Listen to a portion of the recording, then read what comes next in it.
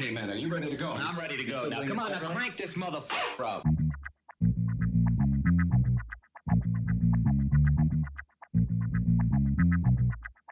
Break it down like this.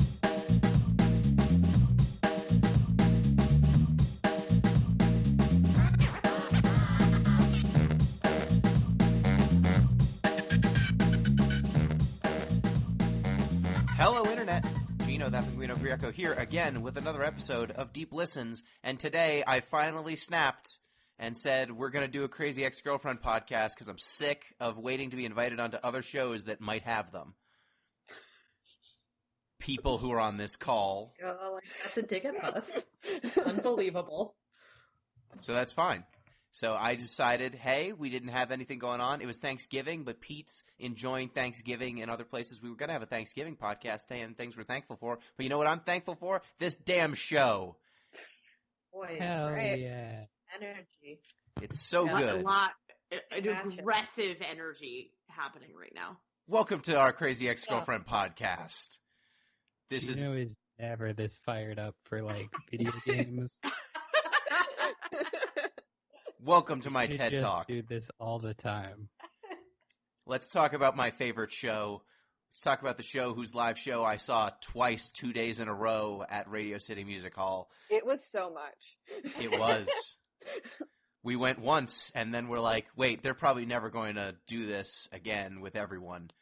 Why wouldn't we go the second day? And so we went the second day and got better tickets. Also, the pretty much same show is also now on Netflix. So, Well, shut up. It was enjoyable. It was Okay, very right. fun. I have a T-shirt. Everything's fine. You So got the I've T-shirt, been perfect. yelling about the show on the podcast off and on for years now, but I decided, finally, let's just do a show because M, you enjoy the show, correct? And M Palladino, co-host, regular co-host. Hello. Hello, yes. I had not heard of this show until Gino started to talk to me about it. And then I watched the whole thing over the Extra Life weekend that we had at Billy's like 2 years ago. Yep. Almost all of it, and then I went home and I watched the rest. So I'm a pretty big fan. I haven't watched it since, but I was listening to the music in preparation for this podcast, and now I really want to rewatch it. So thanks. I'm always in some state of rewatching it. I think I'm most of the way through season 1 again. So great. My life's going great. I've started playing Final Fantasy 13 too, and while I'm supposed to be playing that, I'm watching Crazy Ex-Girlfriend at the same time. So that's what made me get back into the show, because I can't Very just play good that game. strategy. Yeah, it's good to watch with something else, I think. A lot of background music. Yes, most definitely. And we are joined by special guests to discuss this very important show. Our resident psychological topic expert, Noelle Greco, my sister. Hello. Hi. So, I have my notes from my theories class ready to go. So, get excited. Excellent. Wait, you have notes about this show? No, I have notes from my counseling theories class that I took this quarter.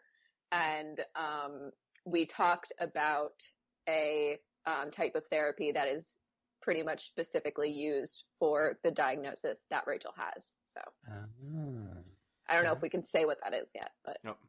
Spoilers. Rebecca. Oh Rachel's my the God. actress. Rachel's the actress. Sorry, Rebecca's the Rebecca's character. But yeah. So how did you get introduced to the show? You. Whoops. It was You me made again. watch it. There's going to be a theme here. Yeah, I think so. I think that's where the theme stops, though, Jesus. for this show at least. But you enjoyed the show, though. I did not force you to watch it. No, you forced me to watch the first couple of episodes. And then I continued on my own. And sometimes I would have to stop it because then someone in my family would walk in, like my parents or my grandma, and then they would be talking about UTIs. And I was like, maybe we shouldn't be watching this right now. And I would turn it off. Look at you thinking that grandma would not be cool with this discussion. Oh, she definitely. I gave you a UTI. Let's just imagine No grandma thanks. watching that. No thanks. Do it. Do No it. thank you. Do it right Nope. now. Nope. Not thinking it. We are also joined by two of the co-hosts of the Worst Friends Forever podcast. I am joined by the Emily Volkman and Emily Keller. That's not right. We're clearly the Emilys. We've Yeah, always we're- been the Emilys. It's obviously Gino. Emily's and always has been. So, Wow, Gino, so disappointed in you. I'm sorry, alphabetical order. Emily Keller, how did you That's also find the how show? it always goes. I found this show because I came to visit you and your wife, Whoops. and I was trapped in your home, and you just played it. You were like, "Oops, let's watch Oh this." no. I've And left the TV on. It's yeah. playing that show again. We joke, but that's literally what happened. That's And, basically what happened to me too. And we Same. made it pretty far. I feel like in that one holiday weekend that I was visiting you, we made it halfway through season 1. And that was not the only thing we did. No, But I forgot that. we made it pretty far. I And then forgot that continued on my own. I forgot I introduced you to this show. I thought that just your love of musicals. I forgot that. You had correctly identified that I would love this show because I do love musicals. Like, you were like, no, Keller would love this show. She should watch it. That was an accurate assessment of the situation. But yeah, no, you are the person who made me finally sit down and actually watch it. Well, Emily Volkman, as the person who I don't think I forced to watch this show, how did you find this show? I'm going to give you half credit, though. Okay, so I watched the first season when it came out on Netflix, which I think is pretty soon after it aired, you know? Yeah. And I think I just kept hearing good things about it from people I trusted, which is why I watched it. Now, I was still living on the rock in the middle of the ocean and not in a great mental space.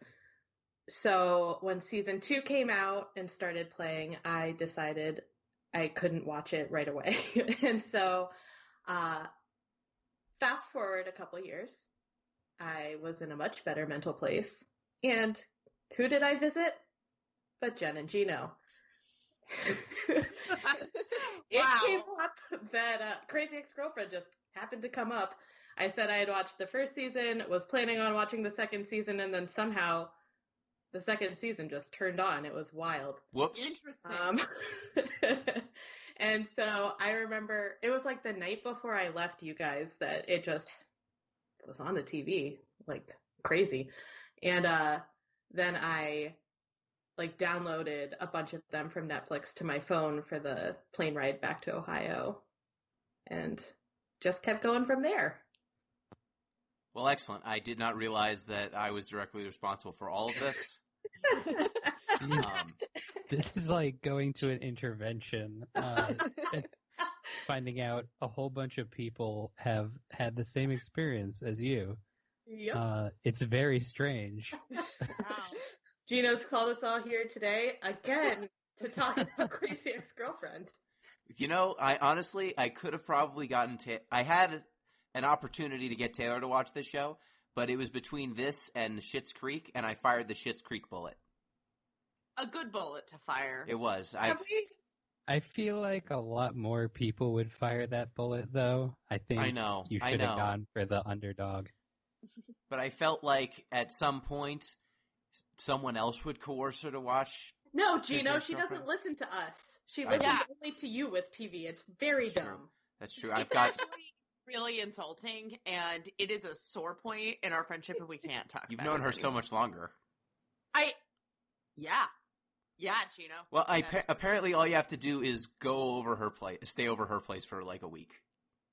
Actually, you're not wrong. I got her to watch some of The Good Place when she was trapped with me. Yeah, but I have literally done that, and still, why did she only watch Bob's Burgers when you? I don't want to talk about it. she's very polite. I don't know. I She's very played polite. Bob's Burgers on television. I mean, if there's anything that this introduction has shown, it's that I body people into watching things, apparently. country. Gino, And And also, takes. you kind of have a cult. can I tell a really short story? Go for it. I feel like I really bonded with Gino when I drove back to New York from Ohio with you, Jen, and Kelly. And you were kind of working from home, but I think you just basically took the day off and hung out with me, and you made me watch. What did you make me watch? I don't remember what it's called. I don't But it was a remember either. Daft Punk thing. Oh, we watched Interstellar 55555? Yes. And that's where I really feel like we solidified our friendship. Yeah, I mean, look, if Daft Punk makes a music video movie that's exactly an hour long, that is all of the music videos for Discovery, which in my opinion is still their best album, you gotta do it. That's my Yeah. That DVD's so good. It's so weird. Such a weird Learned a thing. lot about Gino that day. I mean, it's truly it's a project that's existence should not be. It is a French house band that had an hour-long anime music video movie made by a Japanese animation studio, and all of the songs are in English. It truly should not be. Like, Gino's ability to get me to watch that speaks to his ability to get anyone to watch anything. Yeah. So that's really why we're here. And really, if the listeners to the show had chipped in, maybe the show would have done better. But I think that's a good place to start. Before we get into Wait, hold Crazy on. Ex-Girlfriend talk, just normal housekeeping. If you want to get in touch with the show, you can do so at Deep Listens Pod on Twitter, deeplistens.libsyn.com. We've got our comment sections, and deeplistenspodcast@gmail.com. You can send in emails. Weirdly enough, we don't have any emails on this because I came up with doing this like 2 days ago, so we didn't get any questions. I would do it. Second thing, if you want to support the show, patreon.com/deeplistens. That'll get you access to the Discord, where you can talk to the hosts of the show and find out what we're doing, except on topics like this, which we don't announce in advance. But yeah, support the show if you can. We buy most of the games that we play, so helps offset those costs. All right, without further ado, so we've said how each of us were exposed to the show. Intro question, though, like follow-up question. What did you think this show was before you watched it? And then how did it meet those expectations? Because when I first saw this show, or was exposed to the show, it was through ads that were on the CW because I was watching Jane the Virgin at the time. It was, I think, right around the first or second season of Jane the Virgin. So it was kind of peak of Jane the Virgin's powers. And I would occasionally see Crazy Ex-Girlfriend ads, which I was immediately off-put by the name. And Yes. the commercials also seemed to imply that the joke was at the main character's expense. And when I first watched the show, I found that to be entirely untrue, and it convinced me in like an episode and a half that the ad campaign did it no favors. Did anyone else have a similar experience? Yes. I remember seeing ads for the show on the CW, I think probably because I was also watching Jane the Virgin. I do not remember knowing that it was a musical. Like, I don't think I knew that. I didn't either. And I do remember thinking that it was probably making fun of the main character. The title really implied that. Kind of reminds me of another show I really enjoyed that has a very unfortunate title, which is Cougar Town. I don't know if anyone watched Cougar Town. That is definitely a show that was betrayed by its title. The name is Cougar Town, so no. Yes. Yeah. Not at all what you think it's going to be based on the title. But a very similar experience, I think. Yeah, like even the ads with the sexy fashion cactus, it just doesn't sell what the show's about. You know, It really doesn't. It's mostly a musical about a woman in denial about her own internal traumas and putting them off to direct her attentions towards a crush of hers from her past instead of dealing with her actual issues. But the show from like episode 1 is upfront about like, hey, she should be dealing with this in therapy or through some other means, but instead she's redirecting this energy. And it's always in on the joke, and it's very rarely making the jokes at Rebecca, the main character's expense. So Yeah. were people convinced early? Go ahead, Noel. It's a lot more self-aware than I thought it Yeah. would be. And she's actually a lot stronger of a character than I thought she would be. Because I think I only saw really the first, like, for the first season, like, mostly the pilot, I think I saw, like, previews for. And I just thought, oh, it's this girl and she's going after this guy, like, moving to the place where he lives. And I thought she was just going to be, like, a very one-note character of, I'm obsessed with this guy and this relationship, and that's it. But yeah, once you watch it, it's, like, completely different. And also putting crazy in the title of a TV show usually just turns me off to begin with. Yeah, and the show definitely it was done no favors by that title, for certain. Like, even within like an episode or two after the pilot, it's pretty clear that Rebecca wants friendship. She wants affection from her parents. There's a lot of desires and goals that she has thrashing around, and she's clearly kind of directing a lot of that energy towards Josh Chan, the main love interest of some of the early seasons.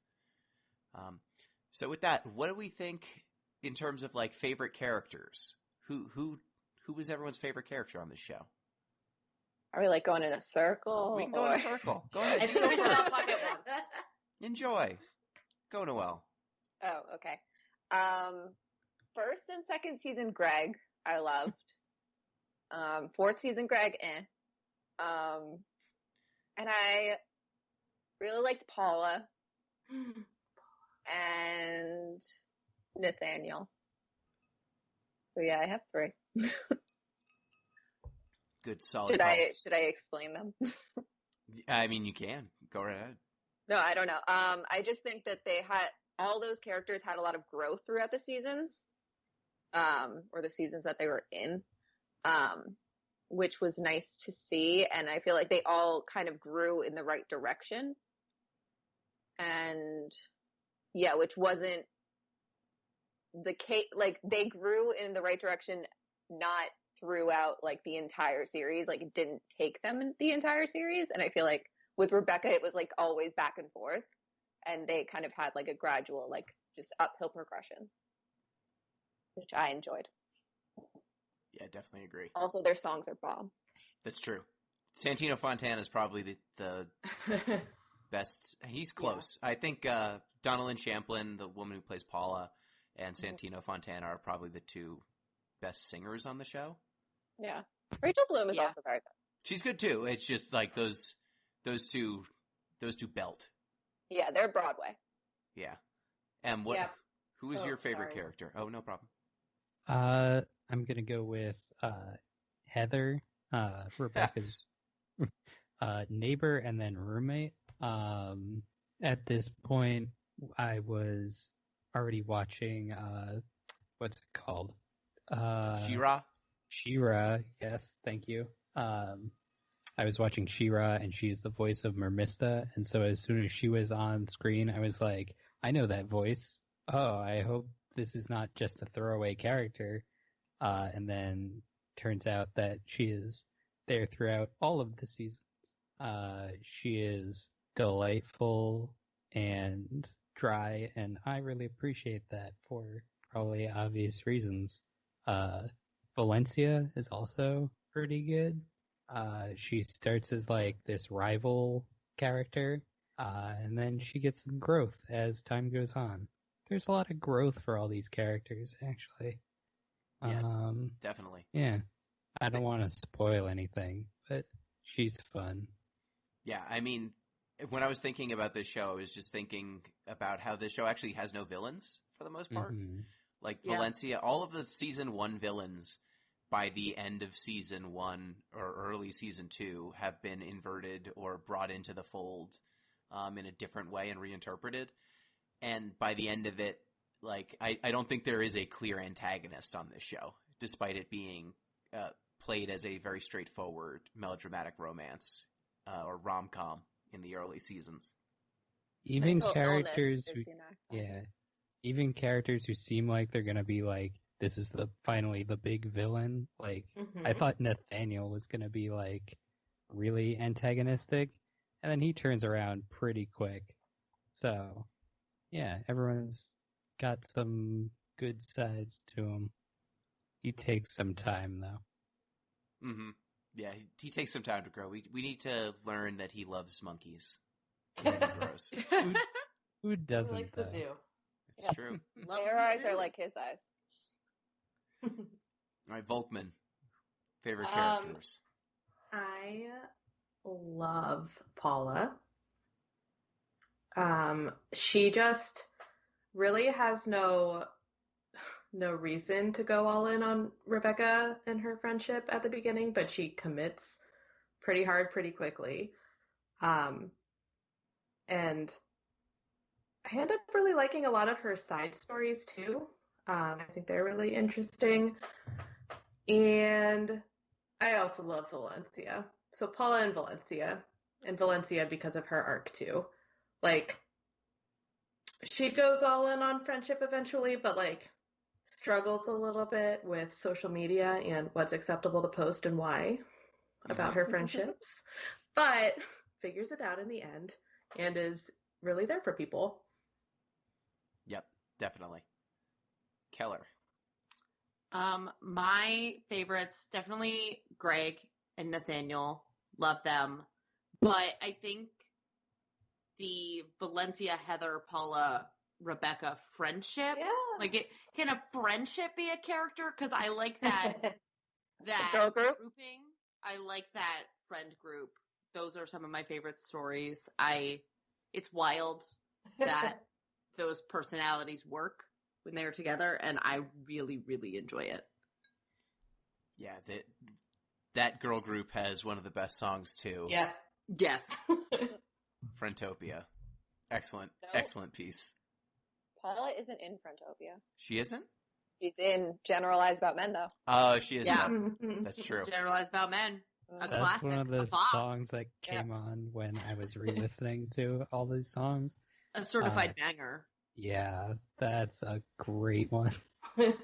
Like, my girlfriend mentioned, like, I also like to generalize about men. I was like, Yeah. me too. Good call. Always a good call. Yes, for me, I think my favorites are OG Greg, original Greg.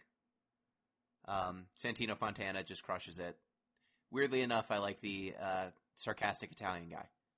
I Weird. identify with him. Ow. There's Who already saw a that lot coming? of new Greg shade on this call. Like a lot of new Greg slander happening, and I just This have is to true. say that I do enjoy new Greg. Yes, I have no problem with new Greg. I just like old Greg better. I like him Yeah. sad. Yes, Change is okay. hard. I feel Also, like, I think that they are distinctly different. Yes. yes. Yeah. So if you're used to old Greg, and then you got new Greg, I feel like new Greg was just trying to be old Greg, but like wasn't doing it as well. So, for those who are not aware, seasons 1 and 2, the character of Greg, who is kind of the secondary love interest of Rebecca in the first few seasons, is played by Broadway actor Santino Fontana, who you might know from Frozen. He's the voice of the villain in Frozen. Hans. And then in season 4, he comes back onto the show, but is played by Skylar Astin, who you might know from Pitch Perfect, the Pitch Perfect series, as the romantic interest there. And the idea is that he left, but then when he comes back, it's like he's a different guy.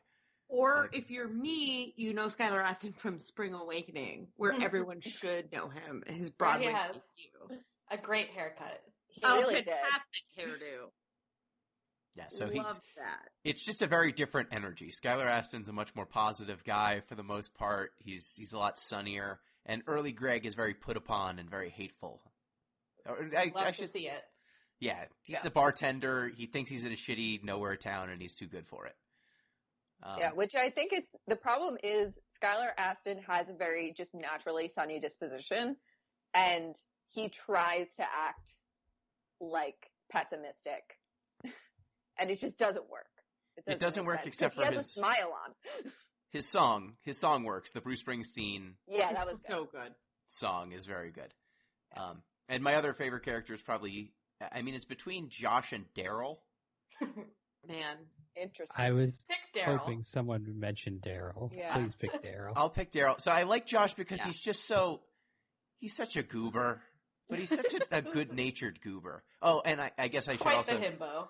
yes, he is. Yeah. He's just such a dum-dum, but like, he's so easily tricked. He's just always down to be hornswoggled, and just none of the show would work if he wasn't so stupid.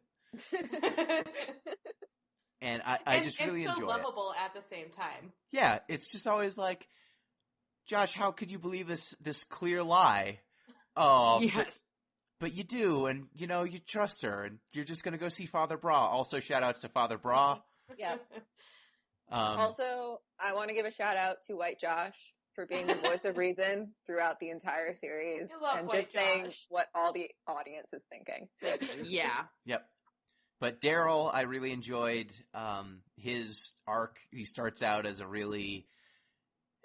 he's just like the loser of the office. He's the boss. He's 1/8 Chippewa. And so he starts White Feather Associates. He like changed his last name to embrace his very, very tenuous Native American heritage. And the pilot really doesn't do a good job of establishing him. I don't think. He starts out as like slightly just unknowingly racist towards Rebecca, and then immediately reveals he's having a divorce. Like he loves his daughter, but is potentially going to lose custody. And then very slowly but surely, he becomes like this really interesting character. Like he realizes he's bi, like midway through season 1, and has a kind of a coming out episode. As like how old is Daryl supposed to be? Like 50, 40 something? I'd say I 40 think something. 40 something, yeah. He's like 40 something and realizes something about himself and changes his. I mean, he doesn't change his life all that much, but he just broadens his horizons a whole lot. And in embraces- doing so, gives me a song and music video that I send to people whenever I am being obnoxious, particularly every day during Pride Month. I Yep. send someone the video of Getting By. Getting By is Such great. a good the song. Entire month of June. I am just like dropping that. I drop it in work Slack, and I'm like, you all have to watch this and then pay me $1, or like I get really obnoxious all June. Yeah. Also a bop. That was the first song in my shuffle, and I was like, "Oh, we're off to a good start." Yeah, they managed to make a hammy, like 80s hit song that's also just explaining a bunch of misconceptions about bisexual people. It's Daryl's great. He has a lot of cool arcs like that. He's always a great dad. And I think he's not on a lot of songs, but I think he has a 100% hit rate on his songs. He doesn't have a single bad one. He's got I Love My Daughter, but not in a creepy way. It does make me uncomfortable, though. I hate does. that song. You hate it? I do. It really makes me cringe. Yeah. But I it's so skip it. funny. Oh, I skip it. I just I think like it's that so the funny. girls in this are like, Yeah. Well, yeah. Yeah. It's Can't do it. It's too creepy. Did any of you listen to the commentary album? It's on Spotify. no. Yes. For season 1, they have an entire commentary album, and apparently, I Love My Daughter, but not in a creepy way. That's the toned down version. Oh God. Apparently, What is the this toned up not version? toned down. the original version apparently was so much that the executives would not let it go. They were like, this makes it seem very much like he wants to have sex with his daughter, and we can't. We're a network television show. You can't do that. And so apparently the original version of that song is like a cast nugget of gold that they pass around. So the lines that they drew during the show is no incest and no period sex. But Those are the lines. they started playing that song like 7 different times, but never actually played the whole song. You just get a taste. Did they do it in the live show? Period sex, they did, yes. They Yeah. played Period Sex in the live show, and it's also on the albums. It's certainly a song. It's a thing. It's a thing, and Yeah. they did it. So They speaking of all certainly these did it. songs, like what are everyone's favorite songs on this show? Because I feel like the songs really are what bring everything together. Like every episode has at least, I think, 2 songs, and they are all different genres. Some of them are parody, some of them are really original works. Some of them are just music with some funny acting behind it. But I think there's a great variety. Like they have, I think, over 100 songs, well over 100 songs. The 150 songs on the Spotify. Yeah. Damn. Let's go reverse order of last time. Keller. My favorite songs are definitely Rebecca's like big, like emotional ones, like "You Stupid Bitch," "A Diagnosis," "The Darkness," the end of the movie. Like those all really, really stand out to me. Like the ones that are more original songs, they're maybe a little more in like a Broadway vein. Also, It Was a Shit Show stands out. Yep. Yep. But I think if I'm going for what like my favorite like funny ones, it's definitely Let's Have Intercourse and Don't Be a Lawyer. Yeah. Don't So Be good. a Lawyer is like personally very useful because a lot of people think I should go to law school, and I'm always just like, no. Look, I have No a one video. hears why. I have a video. It's here. Yeah, Don't Be a Lawyer is so good. It's I one of love the only songs that the actor who sings it gets to sing, and You should get more. he should have, and it's Yeah. just a bop. It's Mhm. very catchy It's and so good. also great on point advice for your life. Yeah, don't be a lawyer. Don't do it. I work with a lot of lawyers, like a lot of lawyers, and I will tell you I have never met a happy lawyer. Ever. I mean, that is one of the overwhelming themes of this show. yeah. Volkman, favorite songs. Okay, so I have 3 different categories. Good. The first category is, like, I think one of the most important songs in the show, and it's A Diagnosis. I love that song. It's a really love good one. that Agreed. Second is the one that gets stuck in my head, just like one part, and I don't even know what it's called. Is it called Where's the Bathroom? Or Where's my hair? Where's Yeah. the Yep. bathroom? Where's the That bathroom? one gets in my head, just like the melody of it, and the frantic energy, and the angry energy. And then the one I sing the most often is I Have Friends. I definitely have friends. And am I singing it alone to myself? Probably. It's fine. I have friends. It's fine. So those are my 3 that come to mind the quickest. Whenever I'm the first person to log on to record an episode of Worst Friends Forever and I'm waiting on Emily and Taylor, I just sit and go, I have friends. I definitely have friends. Friends, really friends. Jason, and I'm super into Dance Dance Revolution. Kid with port wine stain. Girl with mustache. Janitor who lives in an RV Third behind the with half school. an eyebrow. Did Or anyone notice eyelid. that girl with mustache was also little Jess from New Girl? No. Oh my god, no. Yeah. Fun fact. That is a fun fact. There's an Easter egg, guys. Go look for it. Em, your favorite songs? If you were behind me while I was listening to that last bit, you would have seen me frantically scrolling through the Spotify trying to find songs that are going to be my favorites. West Covina is where it starts and finishes. And that's like the first big like Broadway musical aspect that jumps in. So that always stuck with me. There's so many fucking songs in this show. And they're all so good. And they're all so good.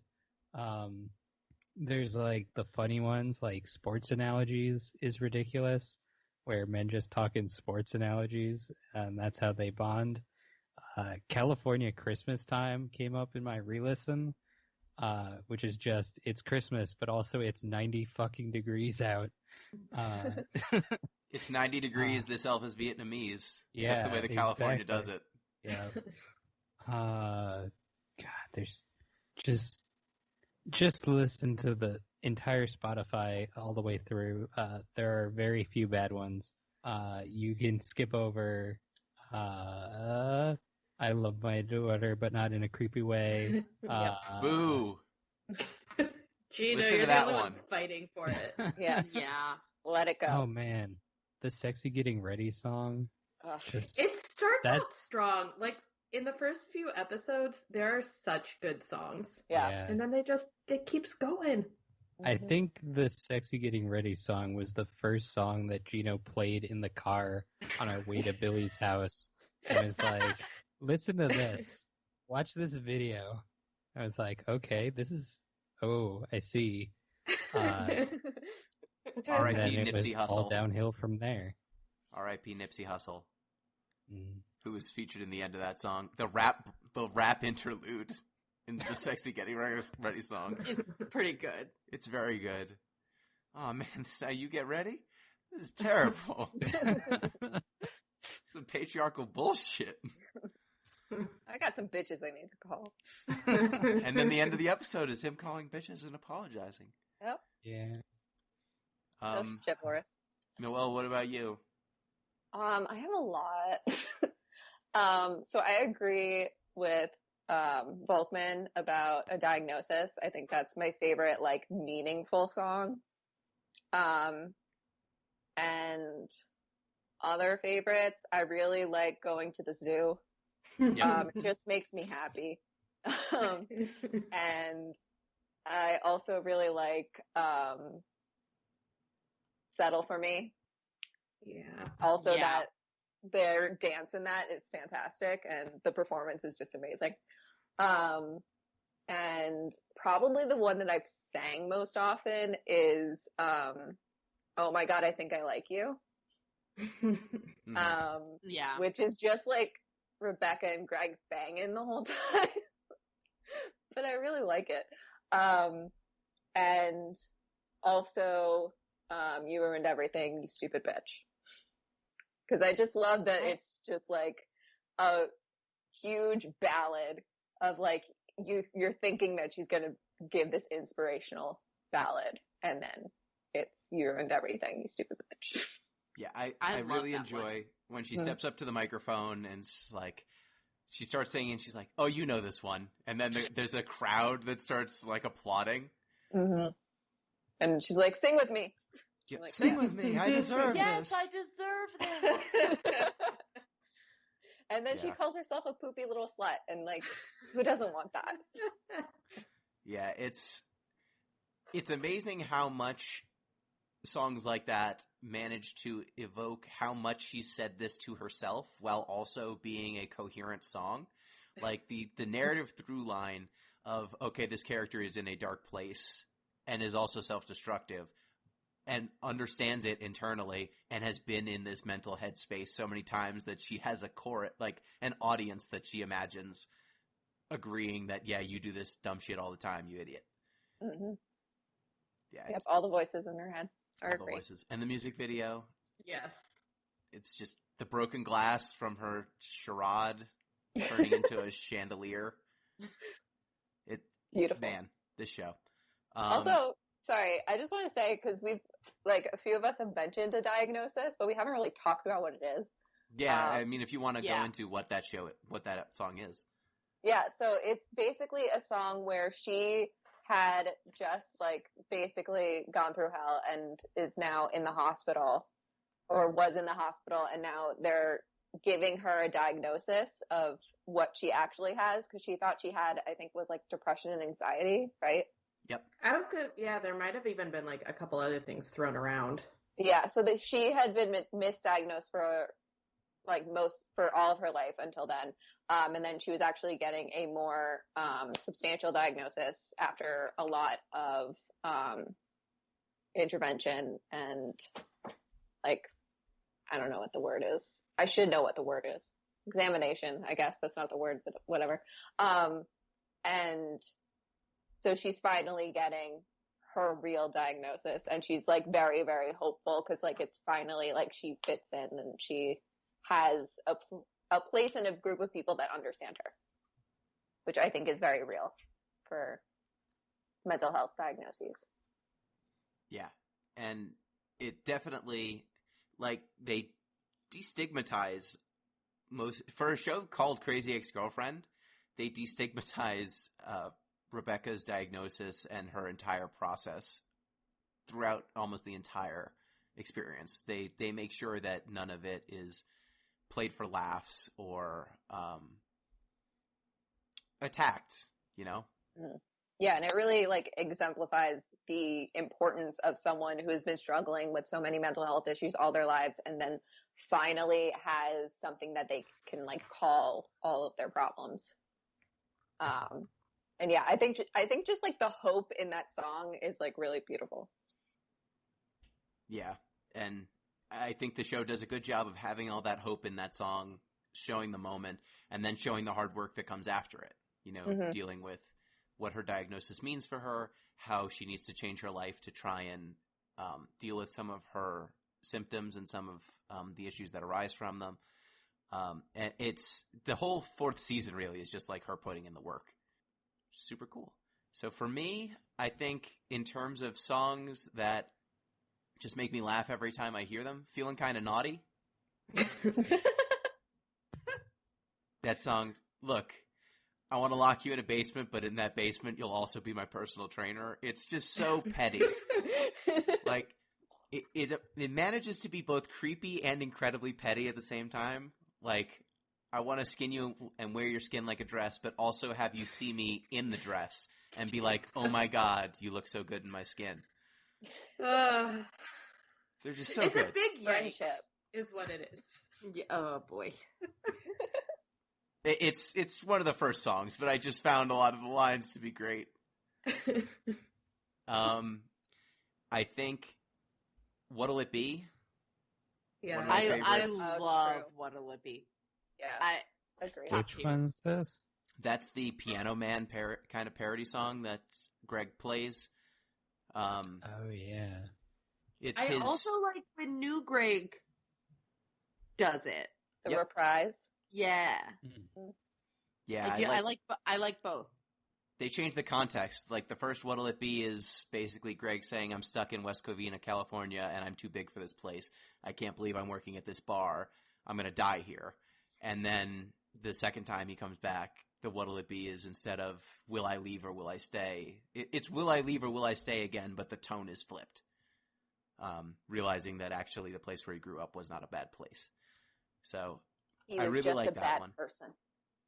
Yeah, kinda. He was just in a bad place, okay? I really like a boy band made up of 4 Joshes. Like, I just think that one's fun. Ping Pong Girl, I also really enjoy. Just a ridiculous song. That's really in his range, though. It is. It is. And I think the song I probably sing the most is Let's Have Intercourse, because that song's just great. I didn't want to know that about you. It's just a fun song. It's a fake Ed Sheeran song with just the funniest words, and it's in my vocal range. I'm sorry. Not many songs in this show are. That one is.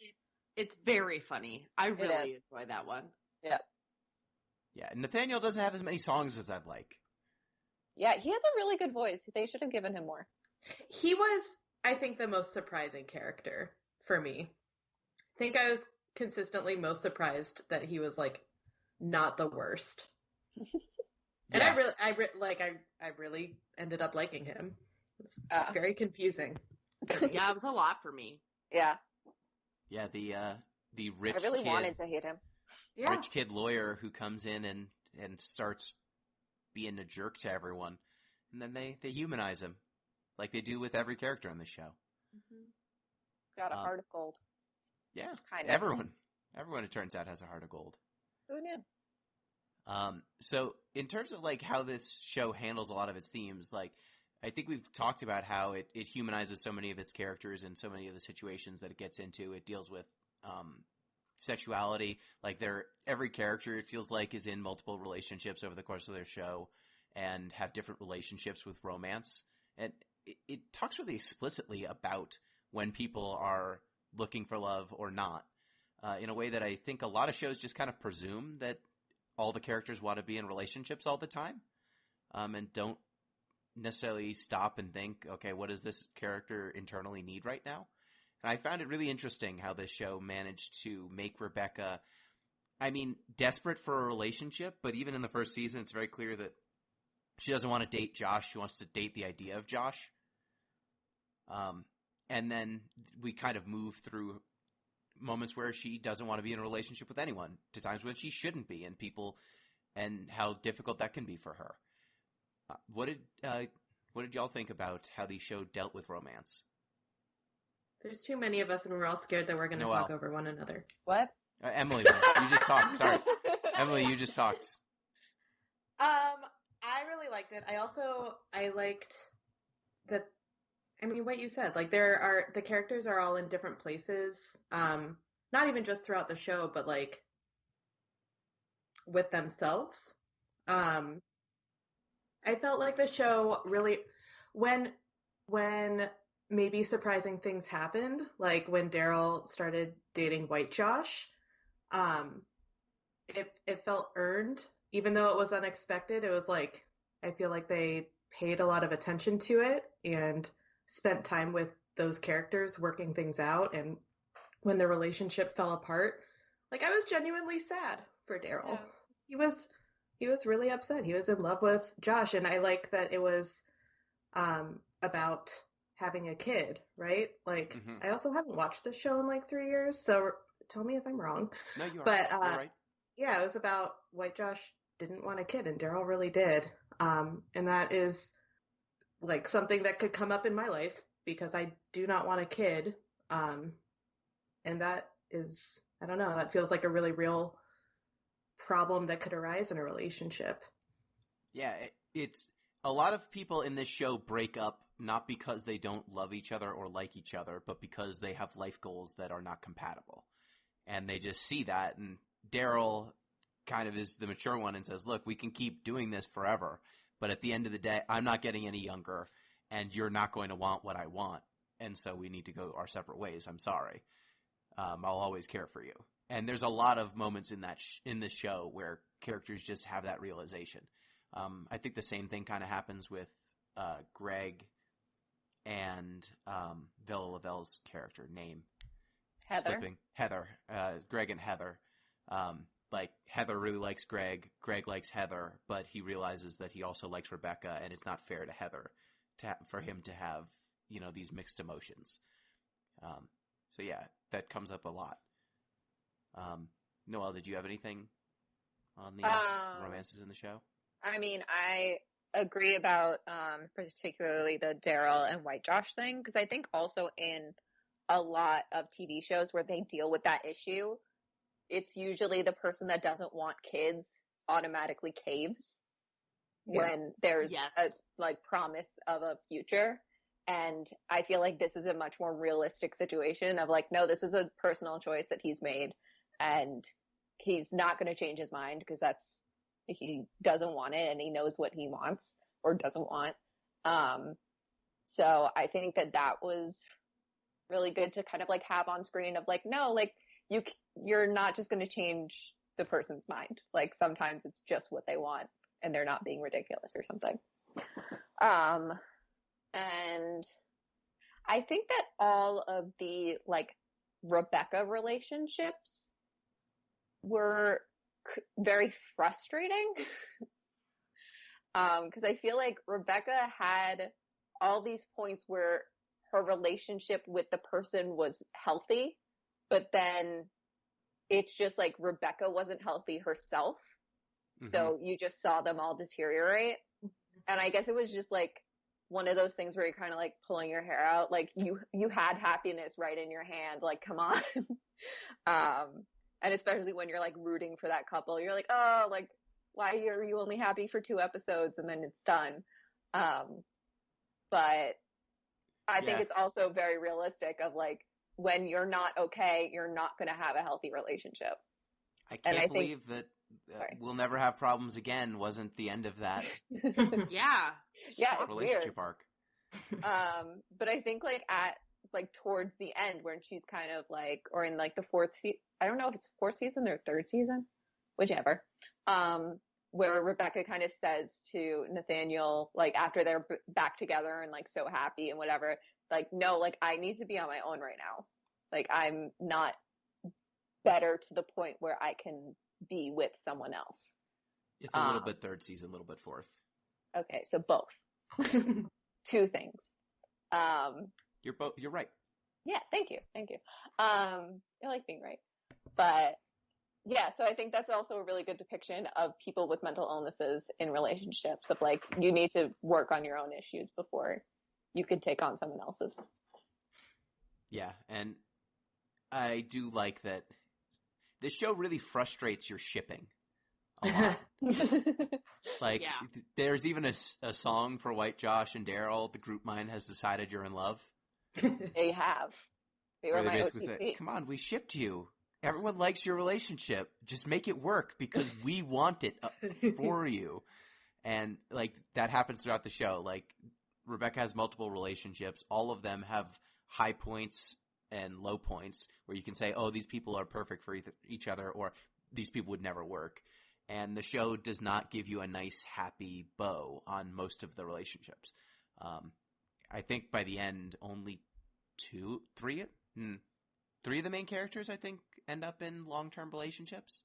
And I think the ones that do make the most sense as being the ones that do. I Like mean, sorry. I just honestly don't get Heather and Hector. Oh, right. Sorry. I think they were just thrown together, and I don't like it. I forgot about that whole thing. I Yeah, really blocked that now. out. Like, I'm now realizing that I totally, like, Eternal Sunshine of that right out of my mind. I did Yeah. not. Yeah. That's valid because it didn't make any sense. Yeah, the two plot lines that I forget exist the most are Heather and her eventual husband, Heather and Hector, and the surrogate baby. Yeah, Oh, she right. big one. It's a big one, but I always go like, that was a weird thing that they did for like 3 episodes and then Yeah. barely comes up again. And then Daryl just has a baby. Yes. And then it's like Rebecca's egg. That part I Oh, forget yeah. all the time. Yeah. Yep. Like I remember Heather being pregnant, but I never remember that it's her egg that made it. Yeah, it's a three-person combo. It's a weird thing. Yeah. Yeah. So we've talked about like the romances in the show. Noelle, how do you think the show handles mental illness in general? Like that's something that's another through line of the show. It's not just Rebecca who is the character who kind of goes through diagnoses and treatment. Josh gets a lot of diagnoses. There are other characters who don't necessarily deal with their emotional struggles through a therapist. There's a lot of scenes with Father Bra, who is the priest who has a pretty sweet jump shot, who works at the local, I think, a Catholic church. And there's a lot of scenes where he's basically being a therapist for the folks who do not ascribe to more traditional medicine. So what did you think of how the show handles the subject? Well, before we get into that, Emily and Em, did you have anything you wanted to say about the relationships? 'Cause I don't know if we got to you guys. Oh, no. I think you guys really said everything that I kind of think, particularly that Rebecca's relationships were often the most frustrating, but for good reasons, like valid, like storytelling reasons, I think. And, yeah, that Heather and Hector, I don't, go away. I don't like it. Do not want. Yeah, I was going to highlight that someone said everything feels earned. Like by the end of it, I think if you didn't have all of the like really awkward, weird stuff on the way up, it probably wouldn't feel as solid at the end. That was the only thing I was going to add. I think you guys covered it pretty well. Okay. Just wanted to make sure. So with the mental health stuff, I mean, I honestly because when we talked about, so should I say what she's diagnosed with? Like, where should I start? That's fine. You can. Okay. Yeah. So, Rebecca is diagnosed with BPD, bipolar personality disorder, which is like, basically she's very manipulative. She has very high and low emotions. Like one day she'll love you and the next day she'll hate you, or 1 minute she'll love you and the next minute she'll hate you. All of like, it's like she feels a lot, if that makes sense. Like all of her emotions, she feels them really hard. And yeah, they can be, people with BPD, can be kind of very like overbearing and, like self-absorbed. And also all of these things are a huge reason why it is the most stigmatized, mental illness, and which is also talked about in the show. When she gets her diagnosis and she kind of looks it up, and it is like the most stigmatized.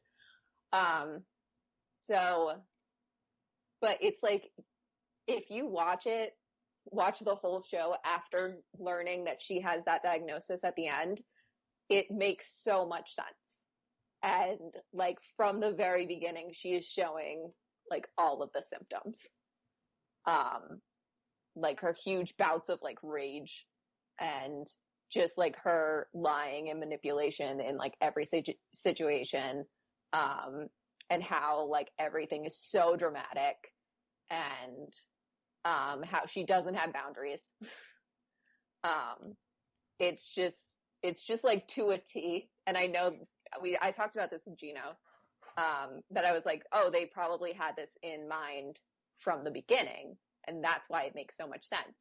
But Gino, would you like to explain? Oh, sure. Rachel Bloom she just finished a memoir that she's shopping around, so she's doing the podcast circuit. And I heard a podcast interview with her on Keep It, and she mentioned that they actually did not start with the diagnosis of Rebecca. They started writing, like, knowing based on personal experience. They wrote from personal experience, like dealing with anxiety and depression. And then after they had gotten a few seasons in and wanted to have a diagnosis for her and have this arc, they basically sent 3 sample episodes to therapists who work with the Screen Actors Guild, I think, or the Writers Guild, one of the guilds.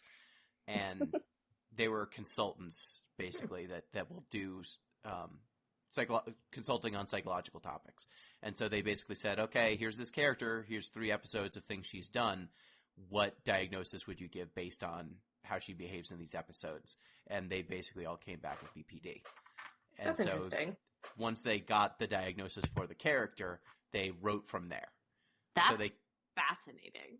Mm-hmm. yeah, they started with, okay, here's what we want her to do, because the show was, in the works. Like, they were still actively trying to come up with interesting things to grip people.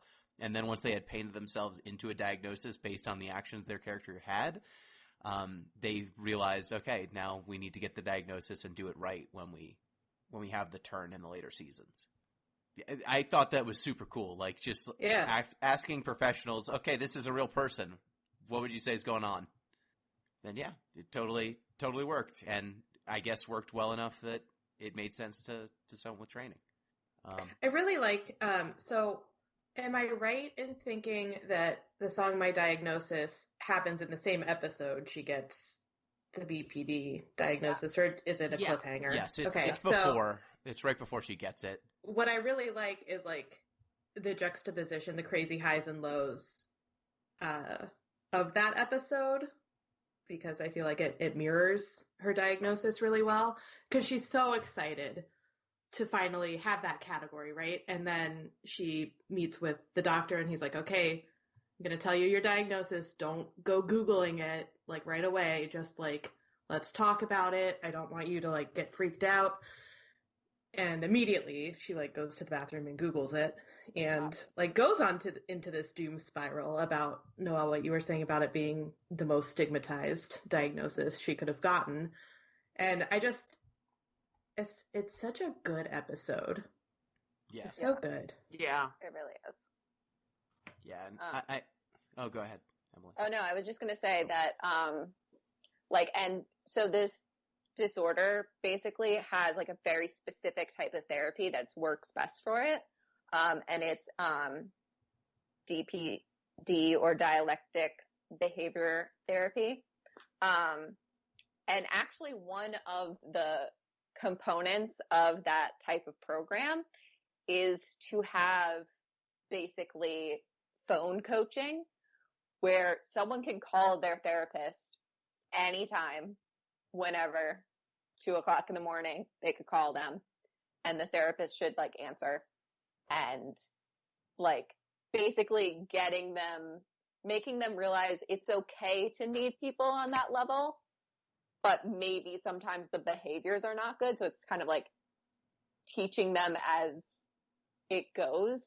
But I just found it so interesting because Rebecca does have that like really dependent relationship and like uncomfortably so and inappropriately so with Dr. Akopian, where sometimes she'll just like walk in even if she doesn't have an appointment, or she'll crawl in her doggy door, things happen sometimes. But yeah, like the therapy that they use, sometimes they just break down these boundaries to help them like kind of learn how to cope with those thoughts and behaviors and cognitions a little bit better. So I just thought that like through line was really interesting. And it's also a lot about kind of validating, which I think makes a lot of sense with Rebecca because her emotions are so all over the place and a lot of times like very out there, that having someone kind of like Paula who just validated all of her emotions without kind of questioning or helped her being stalk rude. people. It's fine. Yeah. That's Look, what good friends do. Who among us hasn't placed a GPS tracker on someone's car? No, Not truly. No, but even when Paula has the friendship contract written up, she still is like a very validating presence, and which Rebecca didn't have with a lot of her like former relationships, specifically her mother. Yeah.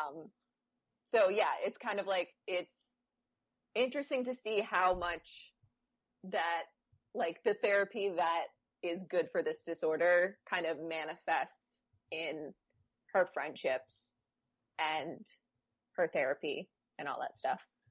So it's very on the nose. I love that about it. Yeah. Go ahead. Oh no, I was just going to say that I think that Josh looking for a diagnosis was annoying.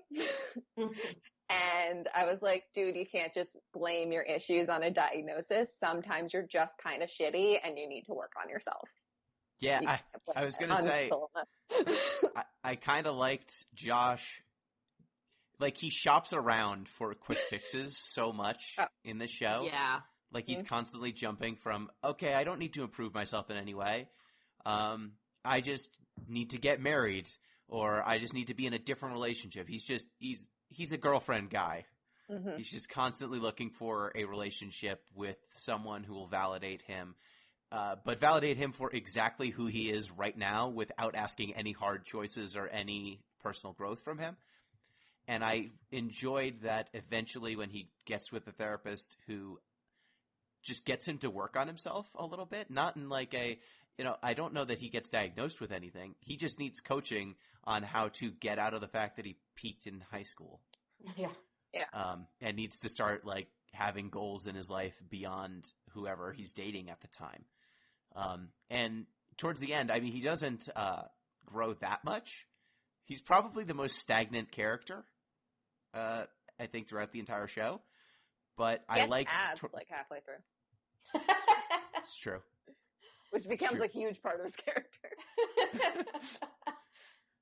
But towards the end where he starts getting into magic and starts Yes. just being an even bigger dork and just embracing it and just kind of being happy with himself without needing the validation of other people. I like that they have that relationship too, even though it's not quite as grandiose.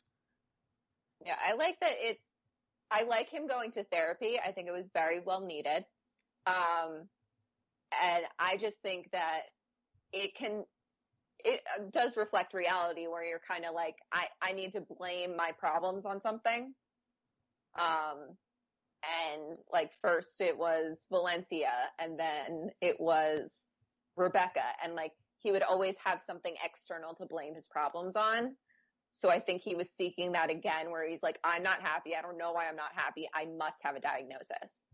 And that must be what's wrong with me. And then I could just go get some meds and I'll be fine. And I think it's really good that they kind of put in the perspective of like, sometimes you don't have the mental illness, but you still need help. Yeah. Exactly. Like he needed guidance, and he, for some reason, like Father Brock keeps being like, you need to just, what if you were happy with yourself? He's like, nah, I'm going to go be a priest. I'm going to go fall in love with God, and that's going to save me. That's going to be it. Yeah. It's quick fixes up until he starts going to therapy, and then he figures some stuff out. Yeah. Also, I've said this before and I will say it again. Therapy should be like a physical. You should just have a therapy session every year to just check on yourself. Yep.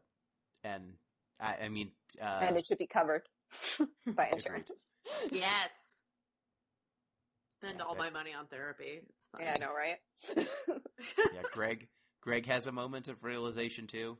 He starts out hating his mom because she left, and hating everything in his town. And he starts having a revelation. He gets a self-help book, or I think it was a mental health book, and realizes, I've been projecting. Yep.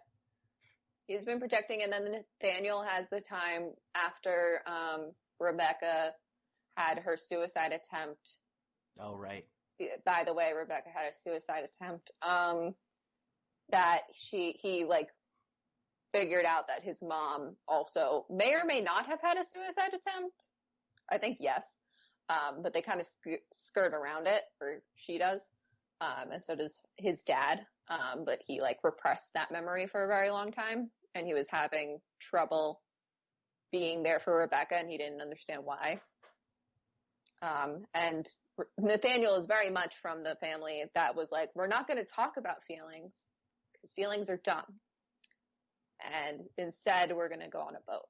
Yeah, stuffy old rich white people. Exactly. Mm-hmm. So, yeah, there was a lot of like other like mental health challenges throughout the other characters, and it's all her love interests.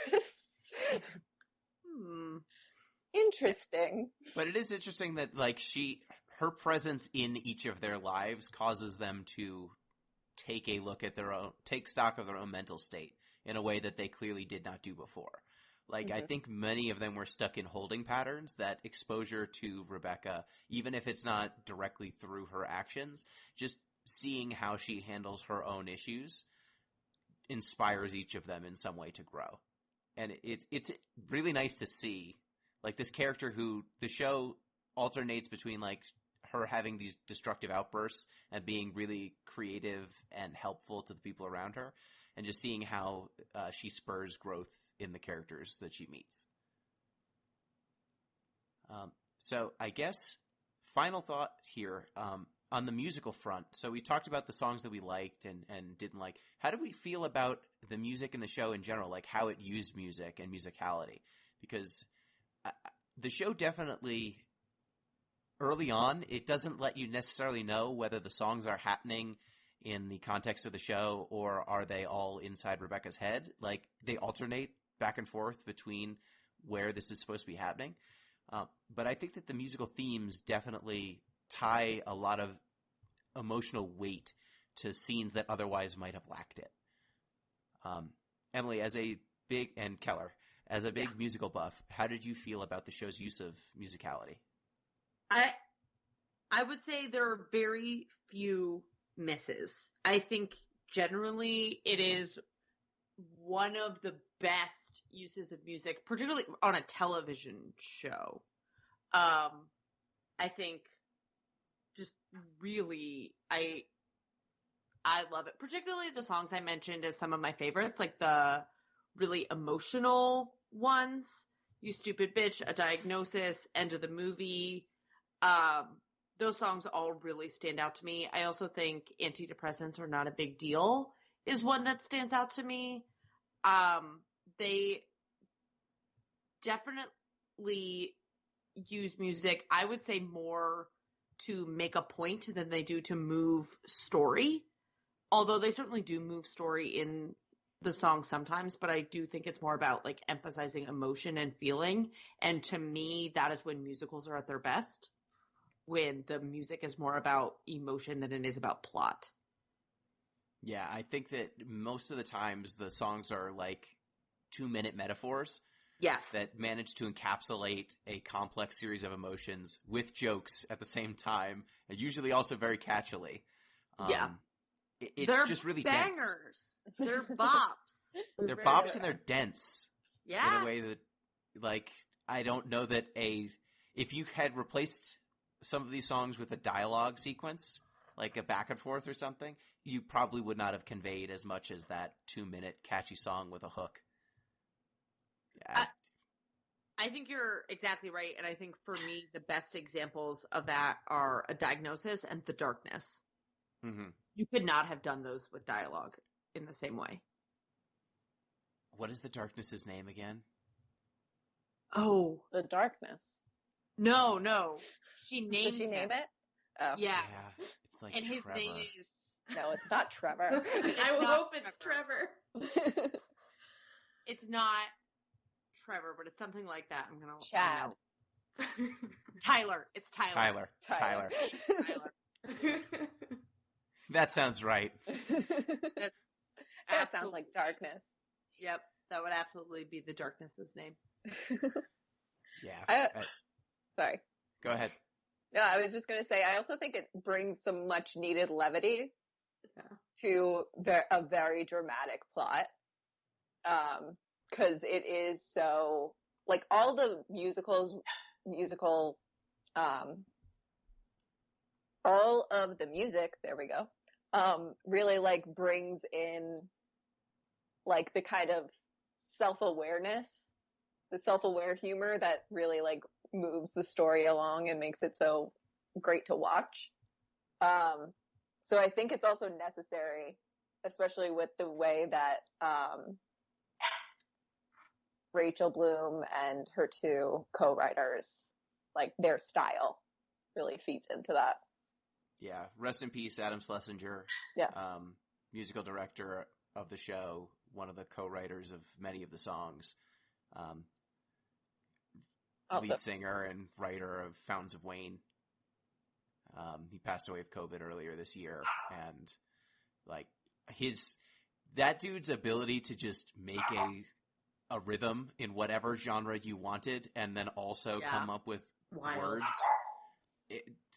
How the hell did so it was mostly Adam Schlesinger, Rachel Bloom, and Jack Dolgen did a lot of the writing of the songs. I don't understand how 3 people wrote 150 songs. Like, they were still acting and producing and doing media and working on the writing for the show. I think Jack and Rachel were both writers, and Rachel was an actor, Jack was not. He did songs and writing, and then Adam Schlesinger did arranging and songwriting. It's staggering, the amount of music and the genres. Yeah. It's not like they go to the same well that many times either. There are not many genres that they touch on multiple times. Yeah, this show's a really impressive feat. Not only is it's just crazy how well done it is, both emotionally and technically. Yeah. Yeah. I also would have really liked to see it in its original version when it was going to be on Showtime. Right? Yes. Showtime? Oh, yes. I would have loved I didn't know that. Yeah. It was going, they like picked up the pilot, but then they like rejected it for whatever reason. I don't know. But yeah, so they had like a whole, I think like half of the songs from the first season or all of the songs from the first season have like a dirty version because they originally wrote them for Showtime. That's funny. So yeah, I think those are on the album. Yeah, they had, I think the first 3 or 4 episodes, I think they had most of the songs done and most of the episodes written, and then Showtime, after accepting it, they passed.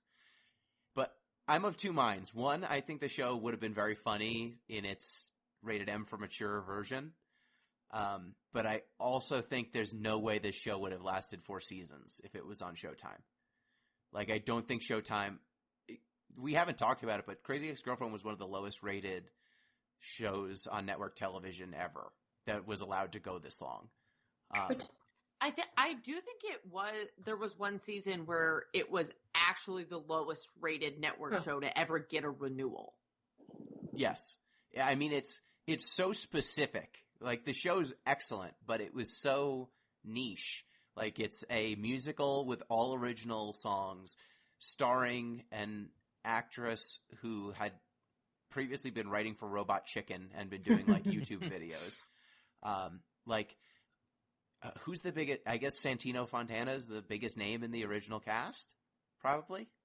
So, like, there wasn't a big hook, and like we all said, like, the title of the show did such a disservice for what it was going for that I think it was just a hard sell. But, like, all of the show was just so critically acclaimed. Like, it won Emmys. It won a lot of awards because it's so high quality. But I don't think Showtime would have allowed this show to go on. Maybe it could have, had lower ratings and been fine on Showtime because Showtime's a premium subscription. But I'm just so happy that it ended up at 4 seasons and wrapped perfectly. Like, it was as long as it needed to be and finished. Agreed. I think a show that overstays its welcome. I think they actually had, like, when they pitched it, they said this is going to be a 4-season arc. I've heard that too. Yeah. Yeah, they scoped it up front, which so few shows do that. They usually just are perpetual motion machines. And this show said, no, we're in for this. We're trying to tell this character story. We think it has 4 big movements, and then we're done. And thank goodness for the CW, like, keeping the show running for this long. Like, you can tell that season 1, it's a restrained budget, but they get a bunch of awards. So season 2, they get a bigger budget. And then after season 2, it's clear that their budget went down again. Yeah. They didn't have another fancy cactus. No, they didn't get a sexy fashion cactus for season 3. What is this cactus? I don't remember the cactus. The It's love in kernels. Love Kernels. Guess I have to go back to that. Sexy It's fashion song cactus. 2 from season 2. I think they actually say within the song, we used all our budget for this. Yeah. The person Yeah, who I plays think Daryl. they do. Daryl is now going to be played by a broomstick or something. Yeah. By a broom on a stand. Daryl is now played by a broom on a stand. There you go. Yeah, I'm just so glad that they got to finish the vision that they had, because so few shows. There were a lot of shows that I've watched where I was like, this season 5 sure was a mistake. Mm-hmm. Oh yeah. Yeah. I have a long list of shows where I could tell you they have overstayed their welcome. If I could have trimmed 2 seasons from Jane the Virgin, I would. Like, there were a lot of shows. I don't think that show was bad, but, like, I didn't make it through. That's the Is thing. that show is still I didn't- going? It just wrapped. Like, I haven't finished it yet, months ago. so I- I spoilers. probably agree with you. there were just too many. There were just too many seasons. I think I'm on the last season now, but I don't know because it kept going. But yeah, I definitely agree. Like, seeing what the Showtime cut would be pretty funny. But, I'm amazed also with how many things they got away with on the CW. Oh, yeah. That's very true. I'm surprised they got ass blood on the air. Yeah. That's honestly, yeah. They got a lot of songs by. They got Butt Stuff Doesn't Hurt at All in the first, in I'm so good at yoga. There's a lot of stuff that I'm like, wow, this is the same channel that does Riverdale. I Though mean, I it don't know kind the- of tracks. Riverdale is probably not a good example. They're scandalous I- in different ways. Okay, Yeah. I haven't watched too much Riverdale. I just know it's Archie Comics, so it's got to be wholesome, right? It's No. sexy Archie Trash. Comics. Oh no. Next Do you mean to time, tell me- Gino Drug watches Riverdale. And cries. I've watched Sabrina, so Yeah, but there- Sabrina's pretty good. That's Yeah. the difference. Oh, okay. I didn't know that there's a huge quality disparity. Oh, Yep. Gino. Riverdale is unironically probably one of the worst shows on television. And I think people would agree with that. I don't think anyone's going to dispute it. I think there are some tweens out there that'll fight you. The only thing I They know could about try. Riverdale, other than Jughead, they tried to make him dreamy, which I don't. They tried to make everyone dreamy. I don't get is it. Dreamy. How dare you?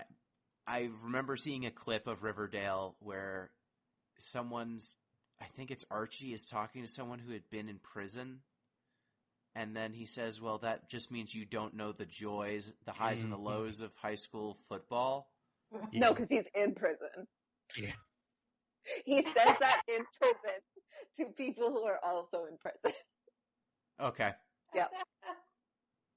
Great. That's about where I left the boat. I don't remember in the Archie comics when Archie goes to prison, but Clearly, you didn't read close enough. I didn't read close enough. Fair enough. So is there anything on Crazy Ex-Girlfriend that we haven't talked about that people want to go over? The live show was great. If they do another one of those, check it out if you can. Like, that cast is super talented, and they seem to really like each other, which is nice. Always Nice good. and conducive. Mm-hmm. I liked Skylar Aston just saying, "Yeah, I'm new Greg. I'm down for everything that Santino Fontana isn't down for." Yeah. I was really disappointed that he didn't come Yeah, He to that the was- would've live been show. Because He was down like, the right street. there. Yeah, he was Yeah. down the street. I have read that there was maybe his exit was not well received by fun. others. Trauma. Yeah, Animosity? yes. Yeah, there's a little animosity about his exit and the timing of it. They should go to therapy and work through that. Yeah, Maybe- they really should. They should get a diagnosis. It'll be great. I mean, Mhm. when you've got the opportunity to star in Tootsie on Broadway, you got to take it. I mean, it got him a Tony. I was going to say he so won did Yeah. a Tony. I know he was very good in it. I saw it. So he actually did need. He in fact needed to do that, but Yeah. I get and it. I think he left to be Prince Charming on Broadway. Like I think in the original cast. So it's you can't really fault him. Oh no, Much. dude's And super talented. If his heart is in the theater, then what can you do? You just You could rip it out and rewatch put it on a soundstage. Very true. Should have thought of CGI that man. that. That would be great if there was just a CGI Greg because he could only do booth work. Uncanny Valley. It's just Greg as a broom on a stand, but Santino Fontana's voice comes out of it. They didn't have a budget for anything. You want CGI Greg? I mean, it could be It's a actually grapefruit, just a cardboard cutout. Mm-hmm. just a grapefruit on a string. Grapefruit. It's big enough for a head. Okay. Put googly eyes on it. Is it? Dang. It's small head. It's Have fine. you seen heads before? Have you seen grapefruits? Yes. Are they similar in size? What's the answer that gets me through this conversation? I think you just changed the you're subject, Gino. It's your podcast. Great point. Great point. After you say All right. that, you're right. Just one last thing. Okay, Trent. Trent. Trent. I was I wondering if anyone definitely was going to blocked mention Trent. Trent out. I hate everything to do with that creepy smile. It's So creepy. Trent's a weird guy. Would you say if there's a villain in the show, it's probably Trent? Probably. Yeah, it's probably Trent. Trent doesn't get redemption. Trent goes to the hospital. he does. And we never see him again. Yeah, That's Trent fine. is... Him again when he's in a full body cast. I did enjoy having a darkened version of Rebecca's character. Like a guy who's been crushing on her since Harvard, I guess. I found his character funny. It's not even darkened. Like in comparison to what Rebecca does, he's somewhat tame for the first couple of seasons. He's very mild. So That's I think true. it's just like the juxtaposition of this is how Rebecca would deal with someone that's exactly like her. Yeah. And she has no patience for it. I just really enjoy he gets one song, I'm Just a Boy in Love. Yep. And it's quite good. Here's All right, hold on. Go ahead. Here's my pitch for the movie. It's Good. It's all Trent is behind everything that goes wrong. I'm Just creeping calling in the it. background. Yeah. He's still in the hospital. He's still in traction, but he's pulling the strings, and we find that out at the end. He Fun did bit. go to Harvard.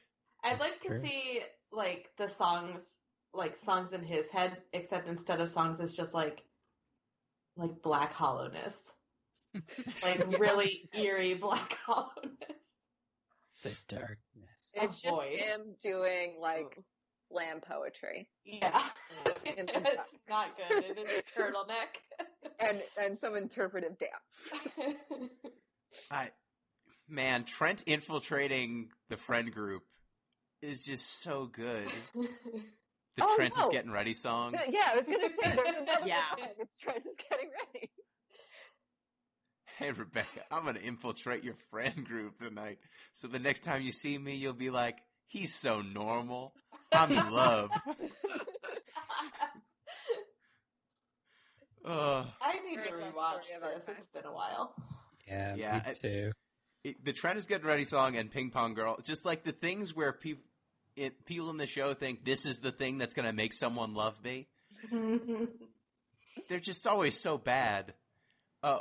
Final question. Which weird leitmotif was your favorite thing that ended up recurring through the show? Because mine's pretzels. Oh, I love I don't when the have an pretzels. When the pretzels come back at the end and do a little Simon and Garfunkel parody, and I'm just like, well, this is great. I like the butter. Yes. Yeah. The butter. Constantly. Are you happy? That's a really weird thing for a butter commercial. Really dark. When was the last time you were truly happy? I also just like the idea that the guy making the commercial was just in a really bad place because he left his wife for a hooker. Yes. And that's what he says. Oh, I also forget. Raging Waters also. We're Just gonna keeps go to coming Raging back. Water. They keep trying to go Period to Raging sex. Waters.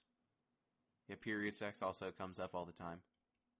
Yeah, there's a lot of call-outs. Like, they plant a lot of seeds in the early episodes that they just keep paying off episode after episode after episode. And it's something to watch out for.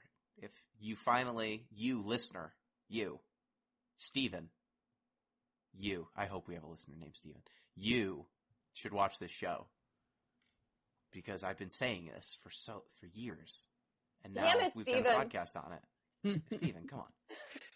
Steven, we've been trying to tell you. I should have gone with like Michael, something really lowest common denominator. You should have John? just said Chris and then targeted ZP directly. So That's when he listens to this episode, he will be called out. I wanted to go with someone who's not a friend of the show in some way, who I know will listen to this. That's fair. That way it'll be even But- creepier, right, But Steven? there will be other Chris's. That's the point. That's true. You get Great all point. of Chris them. is a common name. Well, we'll edit it in really haphazardly. Every time someone says Steven, now it's just Chris. Chris. Chris. Watch the show, Chris. What if we had 3 different versions and it's just different names every time and we'll just scatter them out? Too much work. Too much effort. Everything else is the same. But the name we do, an hour and a half into it, that's different. That's different. Our show's very ambitious. Thank you for being on it, Noelle. You're welcome. This Thank has you. been an interesting one.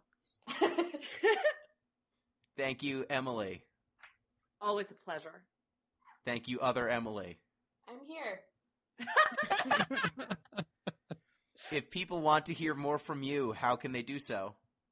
Well, they should reconsider their life choices first. After